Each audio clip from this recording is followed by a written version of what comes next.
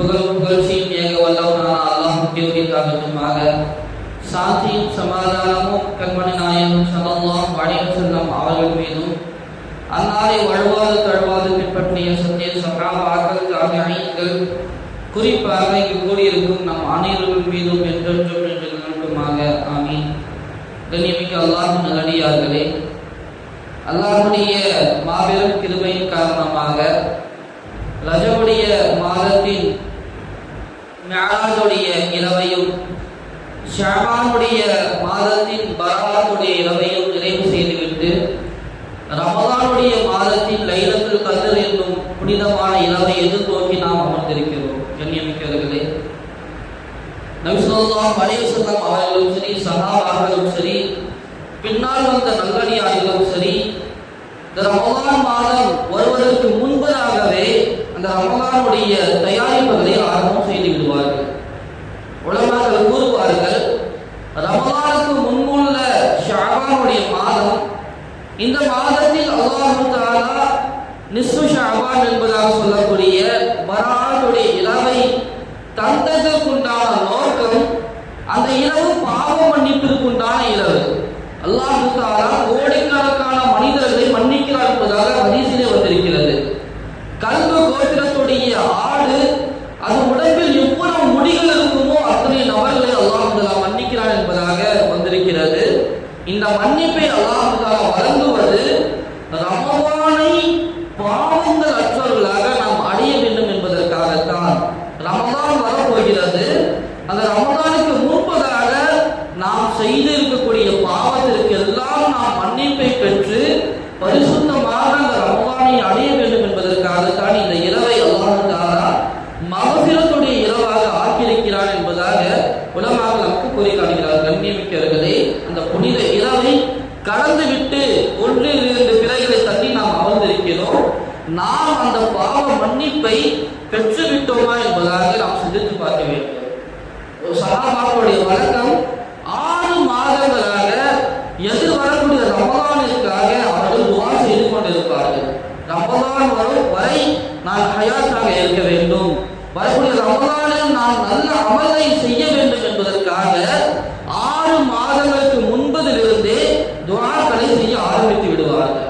ரமலான் கடந்த பிறகு அடுத்த 6 மாதங்கள் அந்த ரமலானில் நான் செய்த அமல்கள் அல்லாஹ்விடத்திலே கபூலாக வேண்டும், நான் செய்த அமல்களை அல்லாஹ் ஏற்றுக்கொள்ள வேண்டும், ரமலானில் நான் ஏதாவது தவறு செய்திருந்தால் அல்லாஹ் மன்னிக்க வேண்டும் என்பதற்காக அடுத்த 6 மாதங்களை அவர்கள் கழிப்பார்கள். ஆக மொத்தம் முழு வருடத்தையும் ரமலானுடைய சிந்தனையில் கழிப்பார்கள் சஹாபாக்கள். நபி ஸல்லல்லாஹு அலைஹி வஸல்லம் அவர்கள் கூறிய ஒரு ஹதீஸ் இப்னு ஹுஸைமா என்பதாக சொல்லக்கூடிய ஒரு ஹதீஸ் கிரந்தத்திலே பதிவு செய்யப்பட்டிருக்கிறது. எனது உம்மத்தினர் இந்த ரமலான் மாதத்துடைய சிறப்பை மற்றும் அறிந்து கொண்டார்கள் என்று சொன்னால் வருடம் முழுவதும் ரமலானாக இருக்க வேண்டும் என்று ஆசைப்படுவார்கள். வருடம் முழுவதும் நான் நோன்பு நோக்க வேண்டும், வருடம் முழுவதும் இரவெல்லாம் என்று வணங்க வேண்டும் என்பதாக ஆசைப்படுவார்கள். எப்பொழுது இந்த ரமலானுடைய அந்த சிறப்பை அவர்கள் விளங்கிக் கொண்டார்கள் என்பதாக நபி ஸல்லல்லாஹு அலைஹி வஸல்லம் அவர்கள் கூறி காட்டுகிறார்கள். கண்ணியமிக்கவர்களே, 2 மனிதர்கள், நாம் கேள்விப்பட்ட சம்பவம், ஒரே நேரத்தில் இஸ்லாத்தை ஏற்றுக்கொண்ட 2 நபர்கள் ஒரே சமயத்தில் இஸ்லாத்தை ஏற்றுக்கொண்டார்கள். அதில் ஒரு நபர் அதிகமாக வணக்க வழிபாட்டில் ஈடுபடுவார். ரொம்ப சிரமப்பட்டு நஃபிலான தொழுகை, சுன்னத்தான தொழுகை, எல்லா இபாதத்துகளையும் அவர் என்ன செய்வார், இபாதத் அல்லாஹ்வை வணங்கக்கூடிய விஷயத்திலே மிக தியாகம் செய்து போட்டி போட்டு இபாதத் செய்யக்கூடிய நபர். அவர் அல்லாஹ்வுடைய பாதையிலும் சென்று ஷஹீதும் ஆகிவிட்டார். ஒரு நபர் இபாதத்திலும் போட்டி போட்டு இபாதத் செய்யக்கூடிய நபர், கஷ்டப்பட்டு இபாதத் செய்யக்கூடிய நபர், அவர் அல்லாஹ்வுடைய பாதை போய் ஷஹீத் ஆகிவிட்டார். 2வது நபர், அவர் கூட இஸ்லாத்தை ஏற்றுக்கொண்ட நபர், அவர் ஃபர்லான இபாதத்துகளை ரொம்ப அதிகமான வணக்கங்களை ஈடுபடாம தேவையான அளவுக்கு ஃபர்லான கடமைகளை நிறைவேற்றிட்டு வரார். இப்ப இந்த 2 பேர்கள், முதலாவது ஷஹீத் ஆகிவிட்டார், 2வது நபர் அவர் ஷஹீதானதுக்கு பிறகு 1 வருஷம் கழிச்சு சாதாரண மௌத்தாகிறார். ஷஹீத் ஆகல, சாதாரண மௌத்து. அப்ப இந்த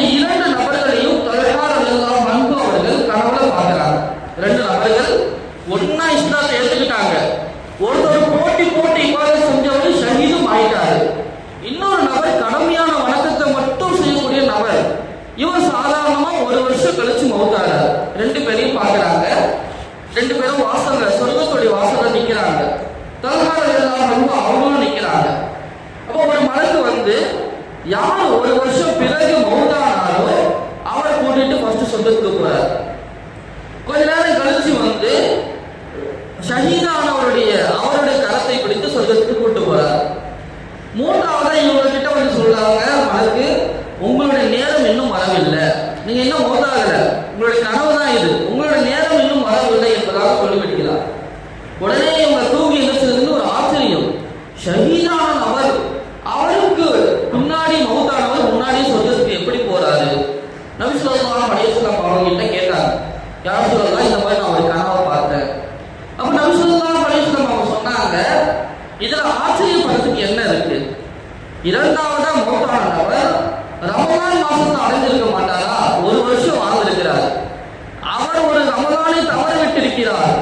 அவருக்கு கிடைக்காத கூடுதல் ஒரு ரமலான் இவருக்கு கிடைச்சிருக்கு. அந்த ரமலானில் இவர் இபாதத் செஞ்சிருப்பார், அதனால அவர் முன்னாடி சொர்க்கத்துக்கு போகலாம் அப்படின்னு சொல்லி நபி அவங்க சொன்னாங்க. இந்த 2 பேருக்கும் அமல்களில் உள்ள வித்தியாசம் வானத்திற்கும் பூமிக்கும் மத்தியில் இருக்கக்கூடிய வித்தியாசம். யாரும் ஷஹீதானவரை விட ரமலானில் அமல் செய்தவருடைய அந்தஸ்து வானத்திற்கும் பூமிக்கும் இடையிலான அந்தஸ்து என்பதாக நபிகள் சொல்லி காட்டினாங்க என்று சொன்னால், இந்த ரமலானுடைய மாதத்திற்குண்டான அந்த சிறப்பை நாம் அறிந்து கொள்ள வேண்டும். அதற்காக நாம் தயாரிப்புகளை நாம் செய்ய வேண்டும். எத்தனையோ நபர்கள் சென்ற ரமலானில் இருந்தவர்கள் இந்த ரமலானில் நம்முடன் இல்லை, தவற விட்டு விட்டிருக்கிறார்கள். உலமாக்கள் கூறுவார்கள், மௌத்தானவர்கள் மரணித்தவரிடத்திலே சென்று உங்களுக்கு ஏதேனும் ஆசை இருக்கிறதா என்பதாக நாம் கேட்டால் அவர்கள் இப்படி சொல்வார்களா, ரமலானில் ஒரு நாள் எனக்கு உயிர் கிடைக்க வேண்டும், மௌத்தா போயிட்ட ஒரே ஒரு நாள் ரமலானுடைய மாசத்துல எனக்கு உயிர் கிடைச்சு நான் நல்லமல் செஞ்சிருக்கணும், நான் செய்யணும்னு ஆசைப்படுறேன் அப்படின்னு மரணித்தவர்கள் எல்லாம் ஆசைப்பட்டு கொண்டிருக்கிறார்கள். எனவே அந்த ரமலானை நாம் எதிர்நோக்கி இருக்கிறோம். 6 மாதங்களுக்கு முன்பதிலிருந்தே சஹாபாக்கள் ரமலானிற்காக துஆ செய்வார்கள். எனவே நாம் இன்னும் 1-2 வாரங்களிலே ரமலானை அடைய போகிறோம். இன்னும் 2 வாரம் கூட இல்லை. நாம் அதிகமாக ரமலான் வரைக்கும் யா அல்லாஹ் எனக்கு ஹயாத்தை தருவாயாக என்பதாக நாம் துஆ செய்ய வேண்டும். அவர்களுடைய வழக்கம், ரமலான் வரைக்கும் எனக்கு நீ சலாமத்தை ஹயாத்தை தருவாயாக, அதே போன்று ரமலானை நல்ல அமல்கள் செய்யும் வண்ணமாக எனக்கு ஆக்கி தருவாயாக. எத்தனையோ நபர்கள் ரமலானை அடைந்தும் கூட நல்ல அமல்களை செய்ய வாய்ப்பில்லாமல் இருப்பார்கள். நோன்பு வைக்க முடியாது, நின்று வணங்க முடியாது, சதகாக்களை செய்ய முடியாத நபர்களாக கூட இருப்பார்கள். ரமலானை நாம் அடைந்தாலும் சரியான முறையிலே அந்த ரமலானில் அமல் செய்ய தௌஃபீகை தயா அல்லாஹ் வ துஸல்லிமுஹு லனா முத்தகப்பலா, அதுவே நாங்கள் செய்யக்கூடிய அனைத்து அமல்களையும் நீ கபூலாக்கி வை யா அல்லாஹ் என்பதாக சஹாபாக்களும் சரி, பின்னால் வந்த நல்லடியார்களும் சரி துஆ செய்து கொண்டிருப்பார்கள். கண்ணியமிக்கிறவர்களே, 2 வாரங்கள் அதில் என்ன விடாலும் நடந்து விடலாம். எனவே நாம் அதிகமாக துஆ செய்ய வேண்டும். யா அல்லாஹ், எது வரக்கூடிய ரமலான் வரைக்கும் எனக்கு ஹயாத்தை தருவாயாக, அந்த ரமலானில் நல்ல அமல்களை செய்வதற்கு உண்டான வாய்ப்பை எனக்கு நீ தருவாயாக, இந்த ரமலானில் நாம் செய்யக்கூடிய அமல்களை நீ ஏற்றுக்கொள்வாயாக யா அல்லாஹ் என்பதாக அதிகமாக நாம் ரமலானிற்காக துஆ செய்து கொண்டிருக்க வேண்டும். இது நாம் ரமலானுக்கு செய்ய வேண்டிய ஒரு முக்கியமான தயாரிப்புகளில் ஒன்று. அதற்காக துஆ செய்வது. இரண்டாவது, பொருளாதார ரீதியாக ரமலானுக்கு முன்னிலிருந்து நாம் தயாரிப்பு செய்து விட வேண்டும். ரமலான் முழுக்க முழுக்க அமலுடைய மாதம். அந்த அமலின் மாதத்தில் கூட வேலை பளுவின் காரணமாக நோன்பு விடுவவர்கள் நிறைய பேர் இருக்கிறார். வேலை பளுவின் காரணமாக நோன்பை விடுவதற்கு யாருக்கும் அனுமதி இல்லை. கஷ்டமான வேலையா இருக்கு. அதுக்குதான் 2 மாசத்துக்கு முன்பதிலிருந்து உலமாக்கள் துஆ செய்கிறார்கள். ரமலானை நினைவு கூறுவதாக, அல்லாஹும்ம பாரிக் லனா ஃபில் அஜபி வ ஷஅபான் வ பல்லிக்னா ரமலான். 2 மாசத்துக்கு முன்பதாக நபியவர்கள் துஆ செய்தார்கள். உலமாக்கள் ஒவ்வொரு வக்திலும் துஆ செய்கிறார்கள். 2 மாதங்களில் ரமலான் வரப்போகிறது. எனவே நாம் ரமலானுக்கு முன்பதாக பொருளாதார ரீதியாகவும் சரி, மற்ற உடல் உழைப்புடைய ரீதியாகவும் சரி, ரமலானிற்காக முன் ஏற்பாடுகளை நாம் செய்து கொள்ள வேண்டும். பெண்மணிகள் எல்லாம், தாய்மார்கள் எல்லாம் ரமலான் வருவதற்கு முன்பதாக வீடுகளை சுத்தம் செய்வார்கள். ரமலான் வரப்போகுது, நோன்பு வரப்போகுது, வீடெல்லாம் மட்டும் அடைச்சு வீடை பெருக்கி என்ன செய்வாங்க, வீட்டை சுத்தப்படுத்துவாங்க. அதுபோன்று அது ஒரு தயாரிப்பு. அதுபோன்று அந்த ரமதானில் நாம் நோன்பு நோக்க வேண்டும். அதற்கு தடையாக எதுவெல்லாம் இருக்கிறது, அந்த வலுக்களை நாம் எப்படியெல்லாம் குறைத்துக் கொள்ளலாம் என்பதாக நாம் திட்டமிட்டு இந்த ரமதானில் முழுமையாக நோன்பு நோய்வதற்குண்டான முயற்சிகளை நாம் செய்ய வேண்டும். உடல் ரீதியான தயாரிப்பு, அதே போன்று பொருளாதார தயாரிப்பு. அந்த ரமதானில் என்னென்ன செலவினங்கள் நமக்கு ஏற்படுகிறது, ரமதானில் பெருநாக்கு துணி எடுக்கணும் அப்படின்னு நிறைய தரத்தீவுகள் நாம் வச்சிருப்போம். இதையெல்லாம் ரமதானுக்கு முன்பதாக நாம் திட்டமிட்டு நாம் முடித்து கொள்ள வேண்டும். ஏனென்று சொன்னால் கடைசி 10 ரமதானுடைய கடைசி 10 சிறப்பை பற்றி நாம் சொல்லி முடித்து விட முடியாது. அந்த கடைசி 10 முழு நன்மையையும் அடைய வேண்டும் என்பதற்காகத்தான் நபி அவர்கள் அந்த 10 நாளும் பள்ளியிலே தங்கிடுவாங்க, வீட்டுக்கு போக மாட்டாங்க. 10 நாளும் இஅ்திகாஃப் இருந்து முழுக்க முழுக்க இபாதத்தில் மட்டும் நபி ஸல்லல்லாஹு அலைஹி வஸல்லம் ஈடுபடுவார்கள்.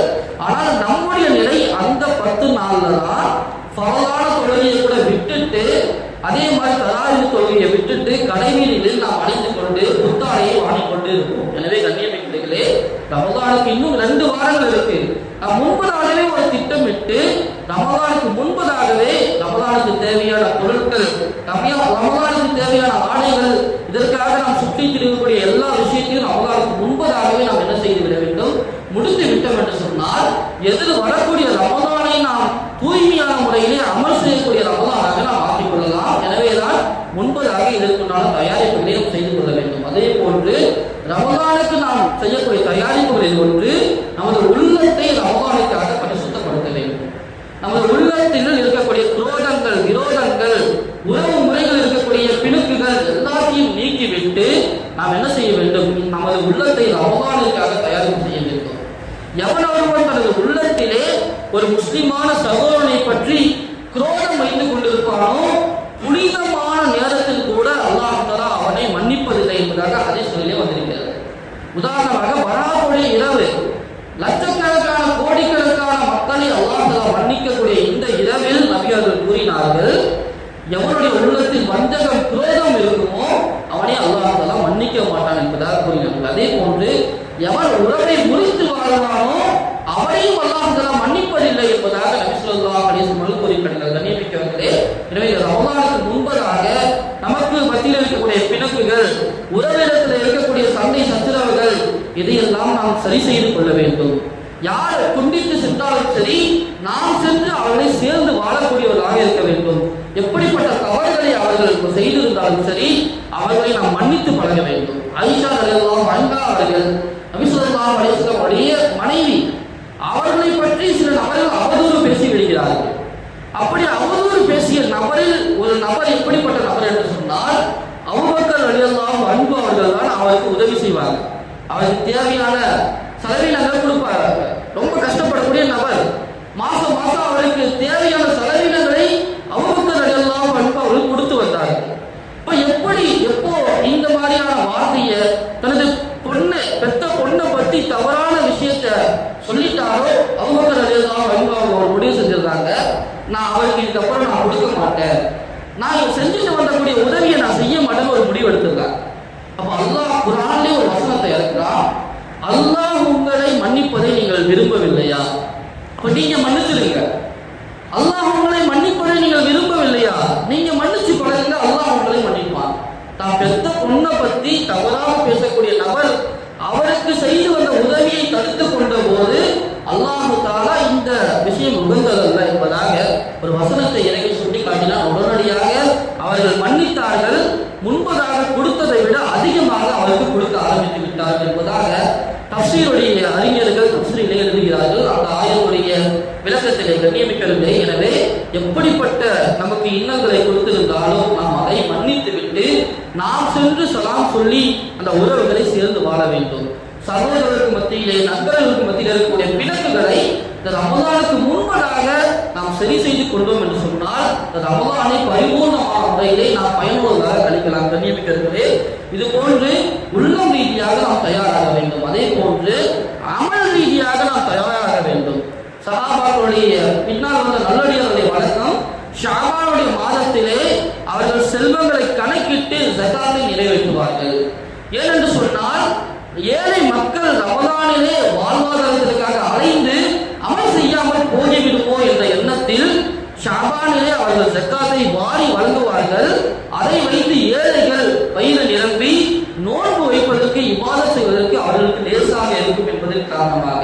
எனவே இந்த மாதிரி நமக்கு கடமையான ஜகாத்துகளை ஷாபான் மாதத்திலே நாம் நிறைவேற்ற வேண்டும். அதே போன்று சஹாபாக்களும் சரி, பின்னால் வந்த நல்லடியார்களும் சரி, இந்த ஷாபானுடைய மாதத்தில் அதிகமாக குர்ஆனை ஓதுவார்கள். நபி அவர்கள் அதிகமாக நோன்புகளை வைப்பார்கள். காரணம் ரமலானுக்கு ஒரு முன் தயாரிப்பாக என்பதாக உலமாக்கள் கூறியிருக்கிறார்களே.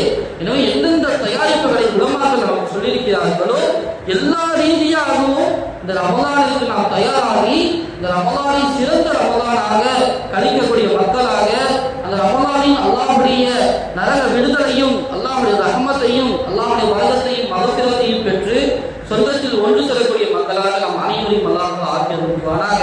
வாஹிரு தஅவானா அல்ஹம்துலில்லாஹி ரப்பில் ஆலமீன்.